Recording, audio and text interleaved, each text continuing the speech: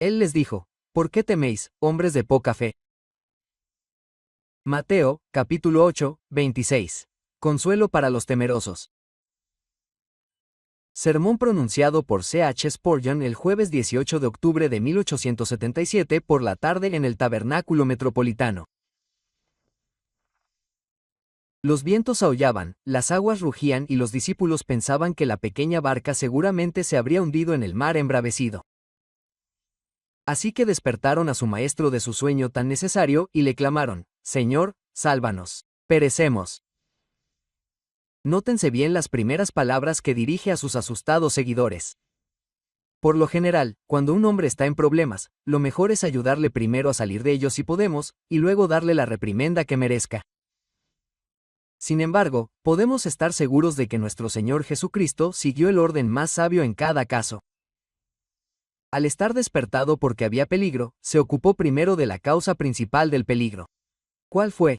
No los vientos ni las olas, sino la incredulidad de los discípulos.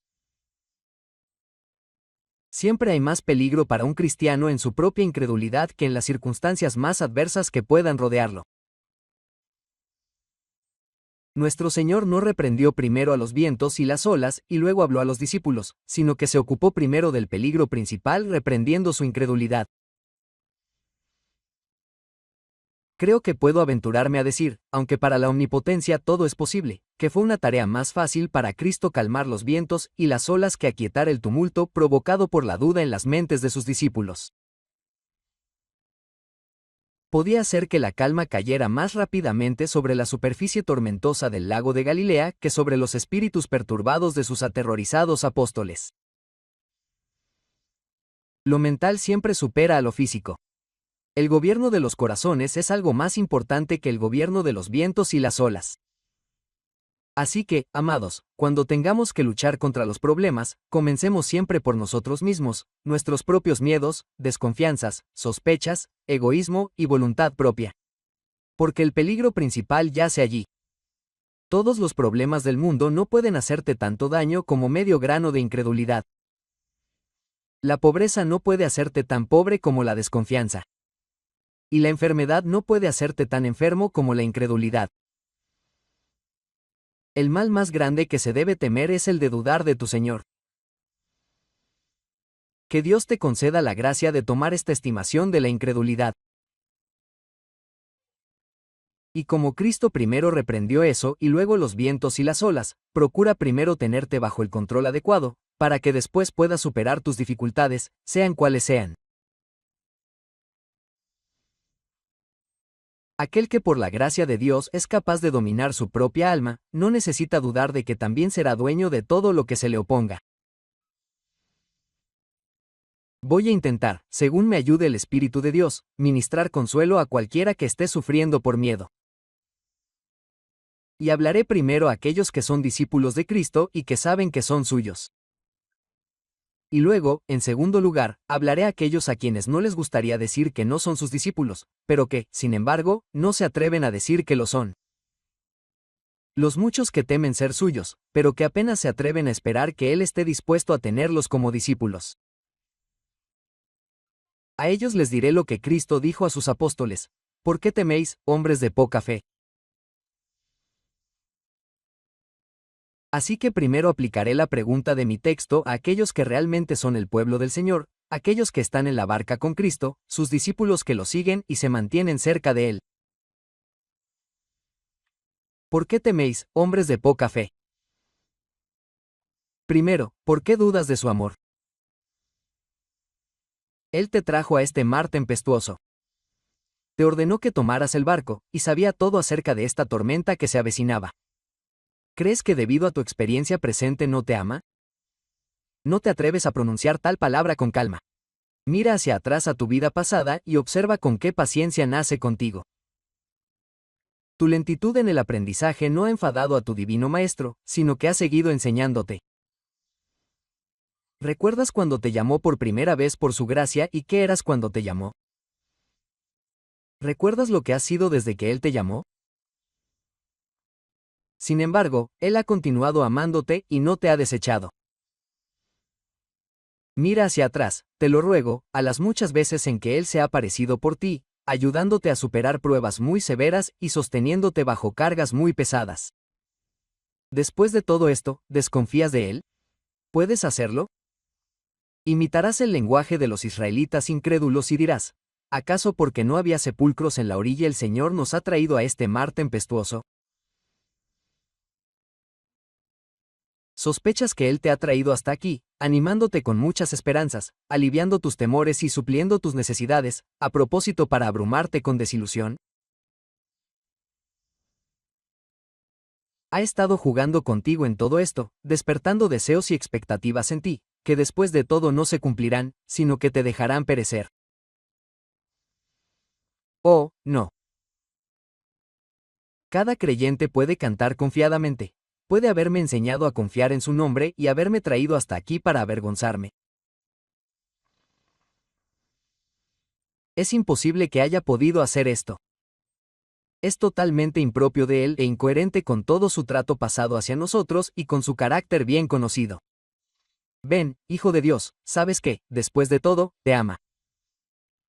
Las pruebas y las promesas de ese amor surgen ante tu memoria, así que no puedes pensar que permitirá que seas desechado.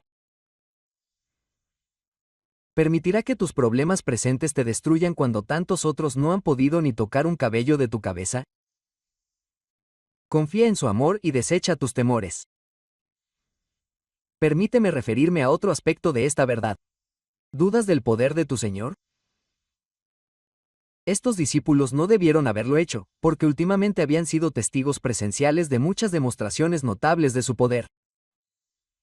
¿Acaso no lo habían visto expulsar demonios? ¿Acaso no habían estado con él cuando un toque suyo había sanado al leproso, cuando en otra ocasión la imposición de su mano sobre la frente febril había levantado a la enferma de su cama? ¿Acaso no acababan de llegar de una serie de milagros, en los que había sanado a todo tipo de dolientes en las calles atestadas? ¿Cómo podían dudar de su poder cuando lo habían visto manifestarse de forma tan maravillosa ante sus propios ojos? ¿Es señor de los demonios y no de los vientos? ¿Puede expulsar enfermedades y no adormecer las rugientes olas? Era absurdo y perverso por su parte pensar en ponerle un límite a su poder ilimitado.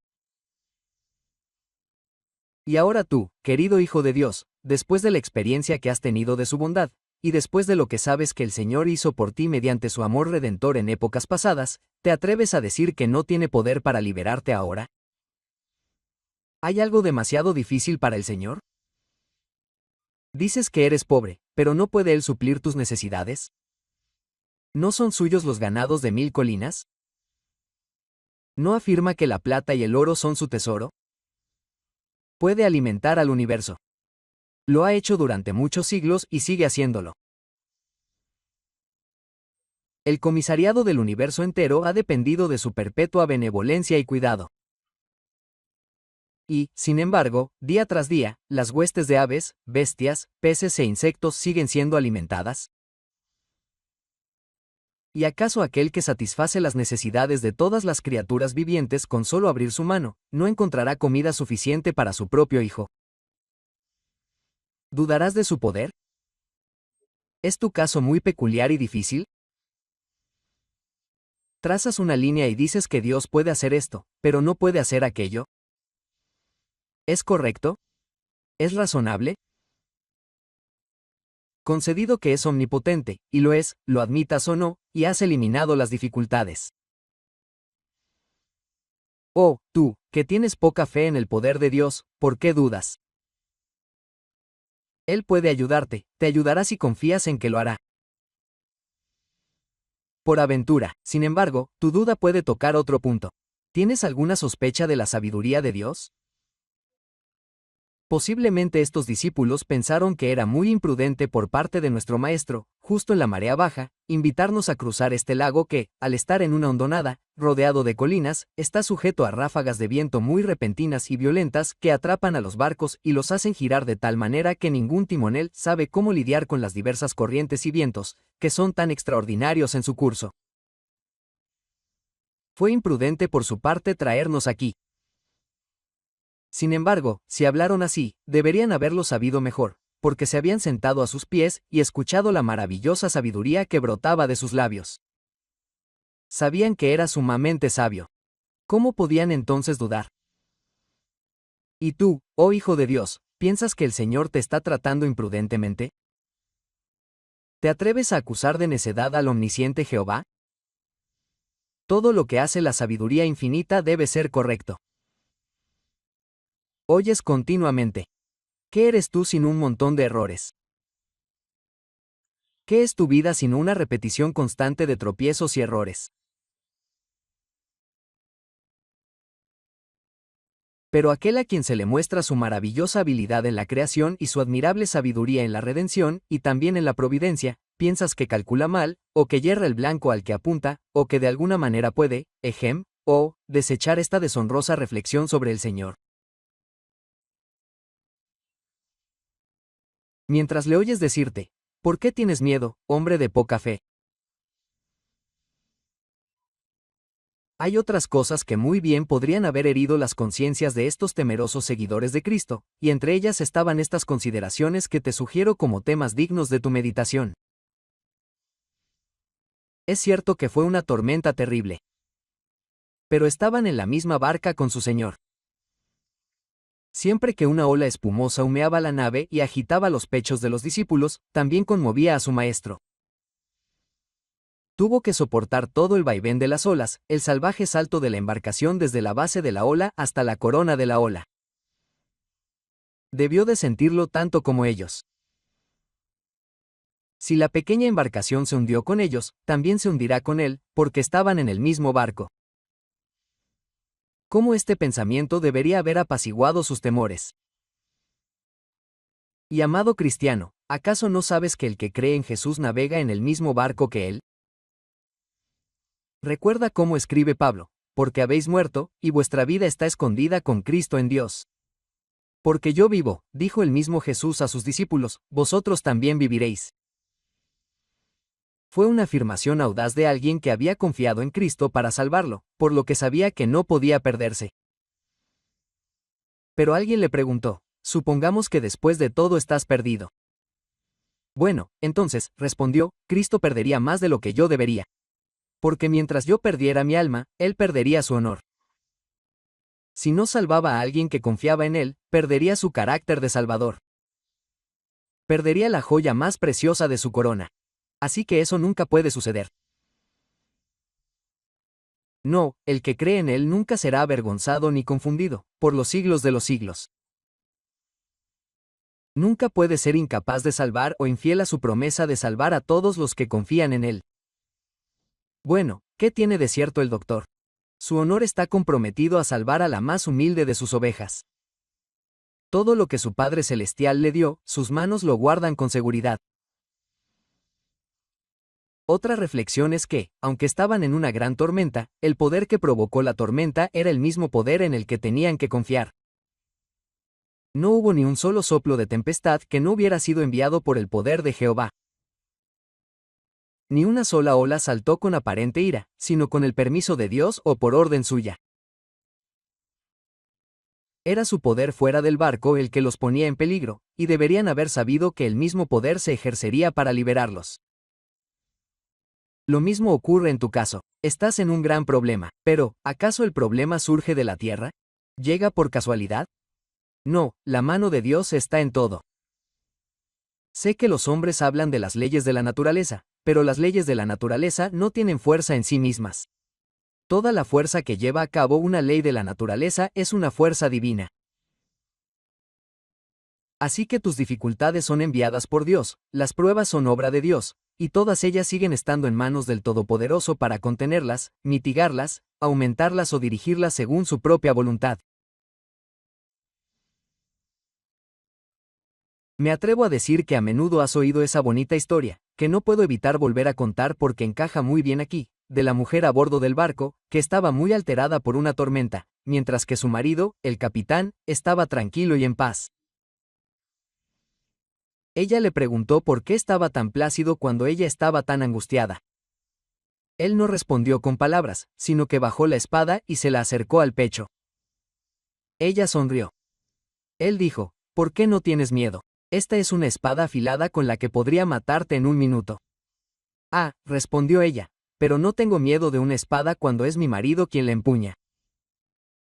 Así que, dijo él, tampoco tengo miedo de una tormenta cuando es mi padre quien la envía y quien la dirige. Ahora bien, puesto que todas las pruebas y problemas de esta vida mortal están en manos del gran Dios, tanto como aquella espada lo estaba en manos del marido de la buena mujer, no debemos tenerles miedo, porque todo está en su poder. Cuando él viaja en su carroza y los cielos tiemblan al oír su sonido, ¿por qué habrían de temblar ustedes, incluso los tímidos? El Dios que gobierna en las alturas y truena cuando le place, que cabalga sobre el cielo tempestuoso y gobierna los mares. Este Dios terrible es nuestro Padre y nuestro amor. Es solo el destello de su lanza cuando ves el relámpago vívido, y solo el sonido de su voz majestuosa cuando escuchas el estruendo del trueno. Por lo tanto, ¿por qué tenéis miedo, oh hombres de poca fe? Había otra cosa que debería haber impedido que aquellos discípulos tuvieran miedo, y era esta. Supongamos que se hubieran hundido. Aún así, habiéndose hecho a la mar por orden suya, y con él a bordo, todo les habría ido bien. He oído hablar de un marinero que estaba muy tranquilo en una tormenta, y alguien le preguntó, ¿por qué no tienes miedo? ¿Sabes nadar? No, dijo, no sé nadar. Pero si me hundiera hasta el fondo del mar, solo me hundiría en la mano de mi Padre Celestial, porque Él sostiene las aguas en el hueco de su mano. Ese es un dulce pensamiento. Y si lo peor te llegara a pasar, hermano mío, si lo que llamamos lo peor te llegara a pasar, hermana mía, bueno, solo morirías. Llegarías tan bajo como la tumba. Pero bendito sea Dios, nunca caerías más bajo. Y a su debido tiempo incluso tu cuerpo saldrá de esa tumba y se reunirá con tu alma para siempre con el Señor. Por lo tanto, confortaos unos a otros con estas palabras. Pero supongamos que murieras, tu alma saltaría de la muerte a la vida eterna en un momento. La muerte acabaría con todos tus problemas, te libraría para siempre de todas tus cargas y estarías en casa para no salir nunca más. Así que bien puedes decir con el bueno de John Ryland, ven, da la bienvenida a la muerte. Con mucho gusto iré contigo. Comillas. Había otra razón por la que estos discípulos no deberían haberse alarmado en absoluto, y era porque su maestro estaba dormido. Oh, dirás, no veo qué consuelo les suponía eso. Bueno, déjame contarte lo que me ocurrió una noche cuando estaba a bordo de un barco. Mientras dormía, me sobresalté porque creí oír que algo se deslizaba. Algo se había soltado. Era el ancla que se había echado por la borda. Llamé al que dormía cerca de mí. ¿Qué pasa? Dijo. Algo pasa, estoy seguro. ¿Por qué? Pregunté, y él respondió, porque el capitán se ha levantado. Era medianoche, pero el capitán se había levantado. Así que yo también me levanté muy pronto y vi que el capitán se había levantado y que los marineros salían silenciosamente de un bote. Si mi amigo me hubiera dicho que el capitán estaba dormido, podría haber seguido durmiendo, porque habría dicho, está bien si está dormido, no necesito molestarme en saber qué pasa. Pero cuando oí que había despertado, pensé que era hora de que yo también lo hiciera. Si estuvieras a bordo de un barco y vieras al capitán ocupado en levantar la plomada y hacerlo él mismo de forma muy pausada y silenciosa, te dirías a ti mismo, no sé qué pasa, pero estoy seguro de que algo pasa. El capitán parece muy ansioso, comillas. Pero si en cualquier momento estuvieras en el mar y le preguntaras a otro pasajero, ¿dónde está el capitán? Y la respuesta fuera, oh, está profundamente dormido al nacer. Dirías, oh, entonces está bien. ¿Por qué se durmió el Señor Jesucristo en medio de una tormenta? ¿Por qué solo porque sabía que todo estaba bien? ¿Por qué no iba a dormir? El gran corazón amoroso de Cristo no habría descansado si sus hijos hubieran estado en peligro. Fue porque no había peligro ni para él ni para ellos que se durmió. Quizás te estés diciendo a ti mismo, no he tenido ninguna liberación maravillosa de este problema. La he tenido en tiempos pasados, pero ahora el Señor no parece obrar ninguna gran maravilla en mí. No, porque no hay necesidad de ello. Una antigua versión del Salmo 18 dice, sobre querubines y querubines cabalgó majestuosamente, y en las alas de poderosos vientos voló por todas partes. Y así libró mi alma, que es una roca, pero él vive. Bendita sea mi roca. Mi Dios me exaltó. Cuando el Señor descendió así de lo alto, puedes estar seguro de que había un gran peligro amenazando a uno de sus hijos. De lo contrario, no habría venido a esa velocidad. Y puedes estar seguro de que si no viene así a ayudarte, es porque realmente no hay ninguna necesidad urgente de su interposición, ya que no estás en ningún gran peligro. Posiblemente el Señor vea que será mejor para ti soportar tus problemas un poco más, porque estás obteniendo algo bueno de ellos. Él quiere dejarte en el horno por un tiempo porque puede ver que tu escoria está siendo eliminada. Pero si el metal bueno que hay en ti estuviera sufriendo el más mínimo daño, Él te sacaría directamente del horno. No te ocurriría ningún daño grave. Y por lo tanto, el Señor no interviene. Espero que ahora puedas ver que el sueño de Jesús debería haber dado descanso a las mentes de sus discípulos, pero no fue así. Y tuvo que decirles: ¿por qué teméis, hombres de poca fe? Así he hablado al pueblo del Señor. Que el Espíritu Santo bendiga misericordiosamente la palabra para ellos. Ahora quiero que prestéis atención por un momento mientras hablo a aquellos que no pueden decir que son discípulos de Cristo. Se cuenta la historia del Dr. John Owen, que entonces era el señor John Owen, que llevaba 2 o 3 años en una gran angustia mental.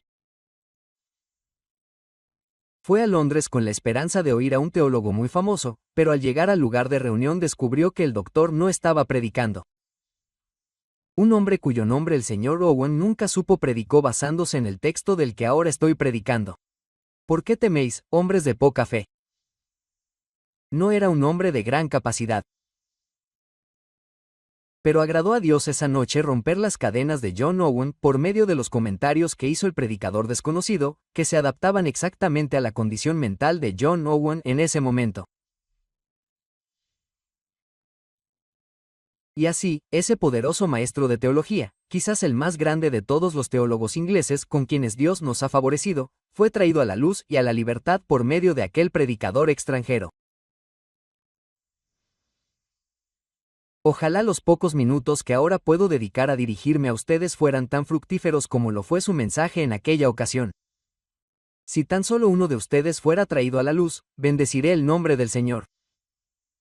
Pero anhelo que muchos sean bendecidos de esta manera. Estás buscando a Cristo, querido amigo, y anhelas ser salvado. Pero por falta de fe, todavía estás en problemas de alma. ¿Cuál es tu verdadera condición? Quizás digas: estoy bajo un profundo sentido de pecado. He sido extremadamente culpable, comillas. Posiblemente algún pecado te perturbe especialmente. O más probablemente varios. Puede ser que sepas que has pecado contra la luz y el conocimiento y seas consciente de la provocación peculiar de haber pecado como lo has hecho después de haber disfrutado de la enseñanza cristiana desde tu juventud. Sientes que hay algún agravante especial en tu transgresión. Y te dices a ti mismo: apenas puedo creer que haya perdón para mí. Mi querido amigo, te pregunto: ¿por qué tienes miedo, oh hombre de poca fe? ¿No vino Jesucristo al mundo para salvar a los pecadores? ¿Hay algún pecado que Él no pueda perdonar? Es cierto que hay un pecado que es de muerte, pero tú no has cometido ese pecado, o de lo contrario estarías en un estado de muerte y no tendrías ningún deseo de ser salvado. Pero si tienes alguna vida espiritual de modo que anhelas ser salvado, no has cometido ese pecado imperdonable y todos los demás pecados y blasfemias pueden ser perdonados a los hombres si se arrepienten de ellos y confían en el Señor Jesucristo. Me temo que no piensas lo suficiente en la grandeza del Salvador, que es Dios y hombre al mismo tiempo. Considera la dignidad de su persona como Dios sobre todo, bendito por siempre. Sin embargo, se rebaja a cargar con el pecado humano. Piensa en tu pecado tanto como quieras, pero piensa también mucho más en el que cargó con el pecado y en sus sufrimientos vicarios. Llora al recordar tu culpa, pero llora en el Calvario. Llora con las heridas de Cristo delante de ti. Pero, oh, te ruego, mi Señor, que no cometas la gran deshonra de decir que no puede perdonarte. Eres tú quien no creerá en Él. Ciertamente, la dificultad no está en Él. Él puede salvar perpetuamente a los que se acercan a Dios por medio de Él, puesto que vive siempre para interceder por ellos. No es posible que estés más allá de su capacidad de salvación. Ha habido otras personas salvadas y muchas de ellas han pecado tanto como tú. E incluso si no hubiera habido ninguna, recuerda que si tú sí eres un pecador más que todos los demás, tu caso presenta una oportunidad para que Cristo supere todo lo que ha hecho jamás. Y Él se deleitaría en eso. Se deleita en la misericordia. Así que si eres realmente lo que supones que eres, es decir, algo completamente extraordinario en cuanto a culpa, entonces queda espacio para que Cristo muestre en ti el extraordinario poder de su gracia. Te ruego que creas que Él puede hacer esto. Confía en que Él lo hará y descubrirás que puede hacerlo y que lo hará. Posiblemente alguien diga, mi dificultad no es tanto con respecto al poder de Dios para perdonar como con respecto a las fuertes propensiones al pecado que encuentro morando en mí. ¿Cómo pueden ser conquistados? He resuelto muchas veces vencerlos, pero encuentro que mi pecado es como el de Sansón. No se deja atar con cuerdas nuevas ni con ingenio inexperto, porque se desata de todas sus ataduras. No puedo pensar que pueda ser salvado con un temperamento tan impetuoso o un espíritu tan orgulloso o cualquiera que sea la forma que tome tu pecado. Ahora bien, amado amigo, es bueno que veas esta dificultad. ¿Pero acaso no es aquel que es poderoso para salvar, muy capaz de lidiar con ella? ¿Has olvidado ese texto? He aquí, hago nuevas todas las cosas. ¿No sabes que el Espíritu de Dios ha sido dado para quitar de tu carne el corazón de piedra y darte un corazón de carne? ¿Nunca has leído el pacto de gracia que dice, entonces esparciré sobre vosotros agua limpia, y seréis limpiados de todas vuestras inmundicias, y de todos vuestros ídolos os limpiaré? Os daré un corazón nuevo y pondré un espíritu nuevo dentro de vosotros. Comillas. ¿Hay algo demasiado difícil para el Señor en este asunto? Te digo que si estás cerca o eres semejante a un demonio, Él puede convertirte en algo más que un ángel. Y si tus deseos y corrupción parecen tener una fuerza que te parece omnipotente, sin embargo, el poder del Espíritu Santo es capaz de expulsar todo este mal y vencer al demonio que está dentro de ti. Un hombre fuerte y armado puede cuidar la casa, pero cuando venga uno más fuerte que él, entonces será expulsado y se le hará saber quién es su amo. Cree que Cristo es más fuerte que tu pecado, y ven y confía en Él, oh hombre de poca fe.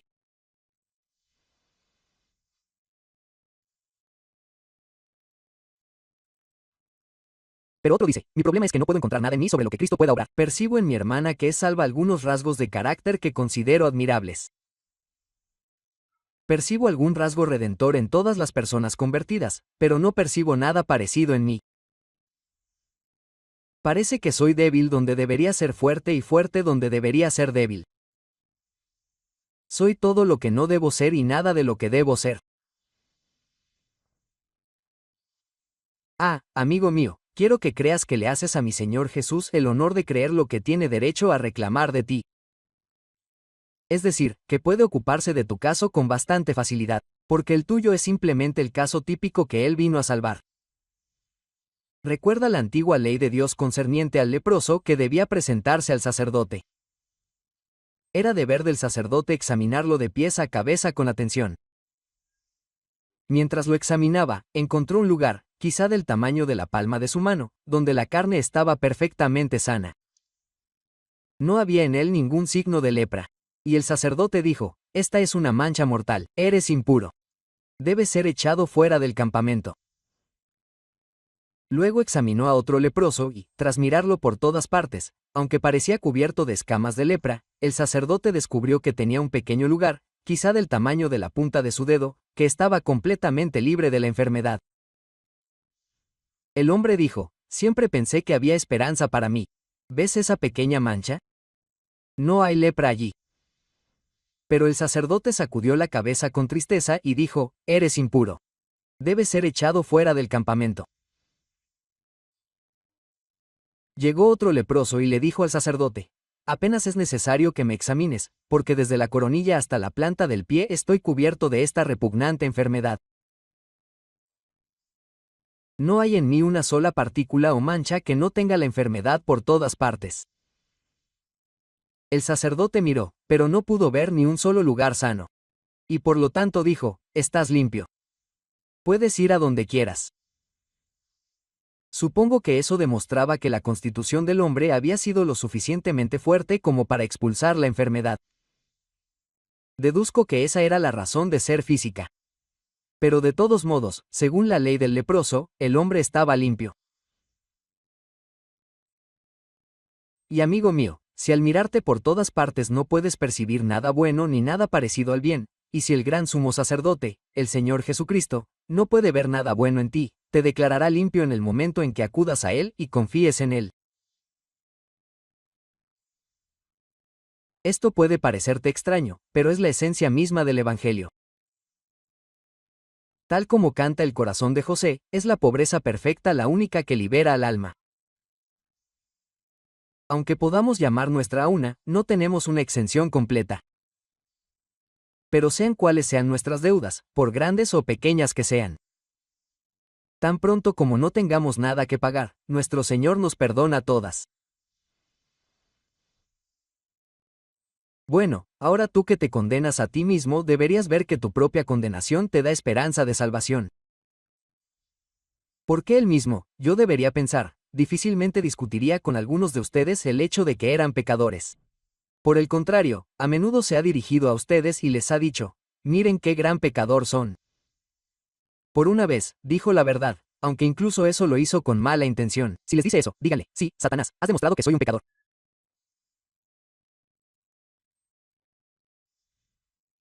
Pero esa es mi esperanza de salvación, porque es palabra fiel y digna de ser recibida por todos, que Cristo Jesús vino al mundo para salvar a los pecadores.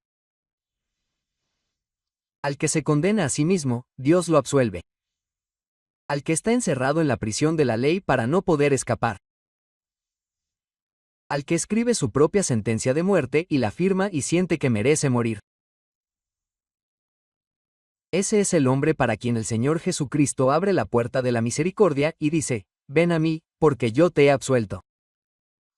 Eres un hombre libre. Ten buen ánimo.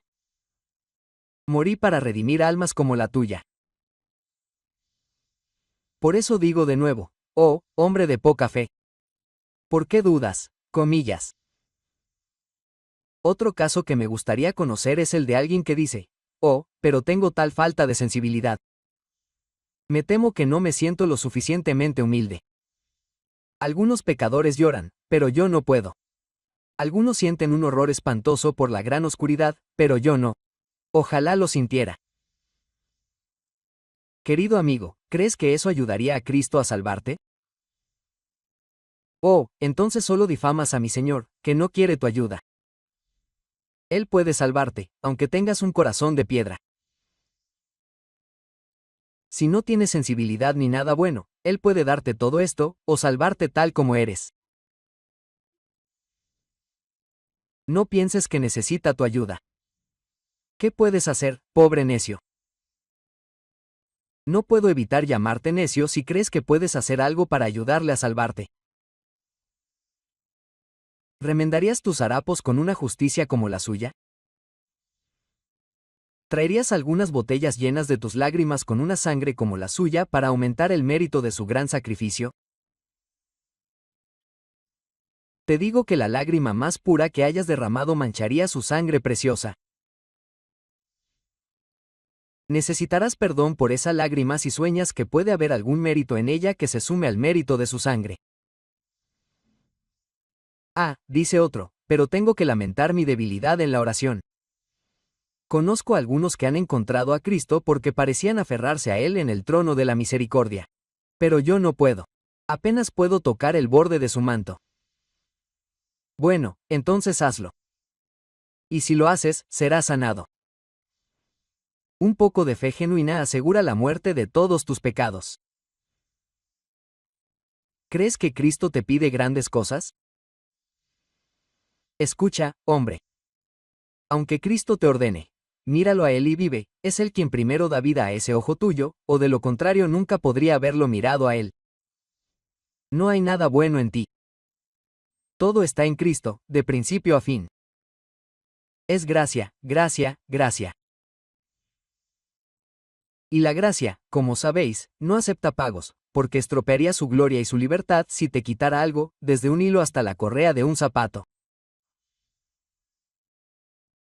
Sé solo vacío, y Cristo será tu plenitud. Pero yo no siento, dices. Bueno, entonces, sé tan vacío que estés vacío incluso de sentimientos. Tus sentimientos no pueden salvarte, pero Cristo te dará todo el sentimiento que necesitas. Ven a Él tal como eres, y confía en Él para todo. Eres como un niño que ha hecho algo muy malo. Y su padre le dice, hijo mío, te perdonaré libremente. El niño dice, no puedo creerlo, he sido tan malvado. Quiero hacer algo. El padre dice, mi querido hijo, te amo tanto que te he perdonado libremente. Puedo perdonarlo todo, puedo olvidarlo todo, y lo he hecho. El niño dice, pero sé que si alguien me hubiera ofendido como yo te he ofendido a ti, no podría perdonar ni olvidar. No, dice el padre, pero, hijo mío, mis caminos no son tus caminos, ni mis pensamientos tus pensamientos. El hijo todavía no puede creer que su padre lo ama tanto como para estar dispuesto a perdonarlo.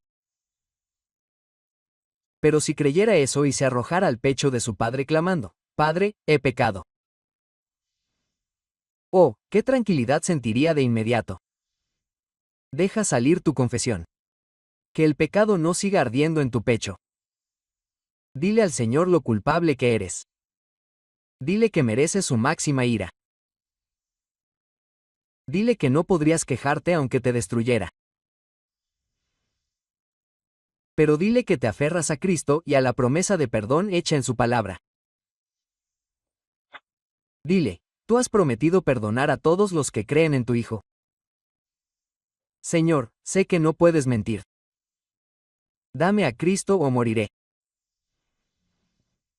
Eso es lo que hay que hacer. Que Dios te ayude a hacerlo. Cree por encima de tus pecados. Cree por encima de tu sensibilidad. Y te encargo que no mires nada más que a Cristo. Cuando miras tus pecados, en lugar de mirar a Cristo, haces de tus pecados un anticristo.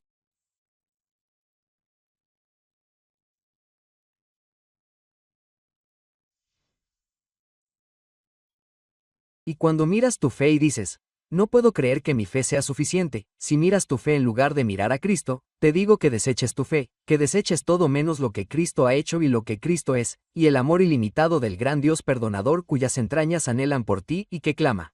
¿Cómo te entregaré, F? ¿Cómo te libraré, Israel? ¿Cómo te haré admir? ¿Cómo te pondré como Soem? Mi corazón se conmueve dentro de mí. Mis remordimientos se encienden, porque soy Dios y no hombre. Oh, hombre de poca fe, ¿por qué tienes tanto miedo? Confía en tu Dios y vive. Pero, por último, oigo a alguien decir, mi problema tiene que ver con las dificultades de la vida cristiana. ¿Cómo puedo yo, si comienzo a ser cristiano, aferrarme hasta el final? Comillas. Querido amigo, no voy a negar que hay dificultades.